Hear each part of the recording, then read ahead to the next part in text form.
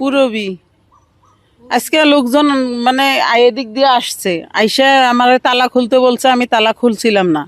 পরে বলছে এই মহিলা, এই বেয়াদব মহিলা দরজা খুল। পরে আমি কইছি না, আমার রাইট নাই খোলার। পরে শেষে ওরা লাইট থেকে গেটটা ভাঙছে, আমি এখানে দাঁড়ানো ছিলাম, এই গেটটা আইসা আমার এই ডাইন পায়ের মধ্যে লাগছে। পরে ওরা ভিতরে ঢুকে। আমার নাম শ্রী রিপন চন্দ্র, আমি গণস্বাস্থ্য কেন্দ্রের একজন নিরাপত্তা কর্মী হিসেবে কাজ করে আসতেছি। আমারে কয়েকজন ছেলেপেলে এসে আমারে বলে যে তুমি গেট খুলে বেরিয়ে যাও, তোমাদের সাথে কোনো সম্পর্ক নেই। Assurance manager and deputy managing director হিসেবে আছি, অতিরিক্ত দায়িত্ব পালন করছি। আমি ডক্টর মুশরিকা খাতুন।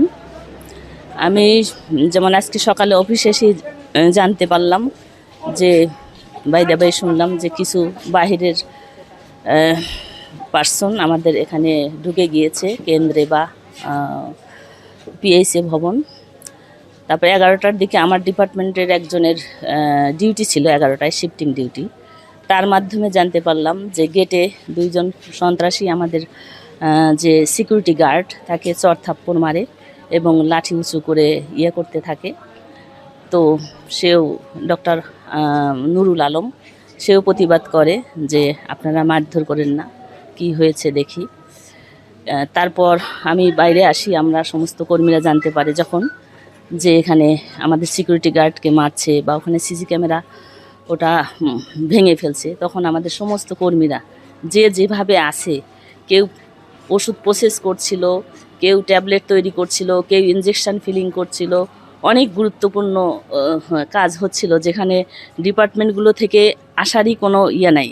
আগে মানে ডিপার্টমেন্ট থেকে যে হঠাৎ করে বের হওয়ার কোনো আমরা নির্দেশনা দেইনি, যেহেতু এটা জিএমপি এরিয়া।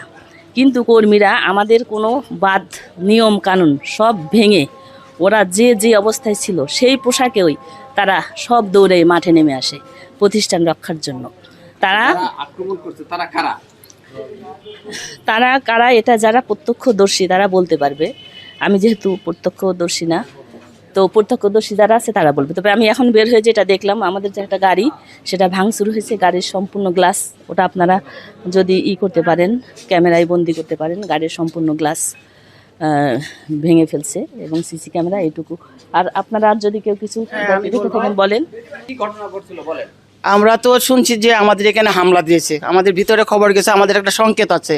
সেই সংকেত দেখে আমরা সবাই বের হয়েছি। বেরিয়ে তখন সামনে দেখে ওয়ালের ওই পাশে 10-12 জন পোলাপান। তখন আমি জিজ্ঞেস করলাম, তোমরা আমাদের কেন ক্ষতি করছো ফ্যাক্টরির? এখানে আমাদের রিজি, তোমরা আমরা ফ্যাক্টরি ক্ষতি করছো কেন? তোমাদেরকে কে পারমিশন দিছে? তোমরা কার পারমিশনের ভিতরে ঢুকেছো বলো? তোমাদেরকে কে পাঠিয়েছে? আর যে ক্ষতি করেছো আমরা সব কর্মীরা তোমাদের নামে কেস করব। আমরা কেস করবো, সাধারণ কর্মীরা। এখানে আমাদের রিজিক দাতা, আমরা এখানে কর্ম করে খাই। প্রত্যেকটা ফ্যামিলিতে ছেলে মেয়ে আছে, প্রত্যেকের ছেলে মেয়ে আছে, লেখাপড়া করায়। বড় ভাই বিশ্ববিদ্যালয় করে দিয়ে গেছে, সবাই সুযোগ সুবিধা আমরা এখানে বুক করি। কিন্তু আমাদের সেই ক্ষতিগুলো তারা করে কিছুদিন পর পরে এসে তাদেরকে তো আমরা চিনি না, বলতে পারি না। ওই যে বললাম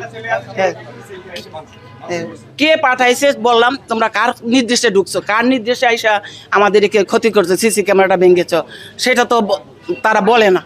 কার পারমিশন ঢুকছে? নেতৃত্ব দেওয়ার কারণে আমাদের এই ফার্মাসিউটিক্যালে ওরা ভিতর থেকে ঢুকছে, অনেক প্রায় 30-50 জন পোলাপান ভিতর থেকে ঢুকছে। ঢোকার পরে ওইখান থেকে ওরা ভাঙতে ঢুকছে।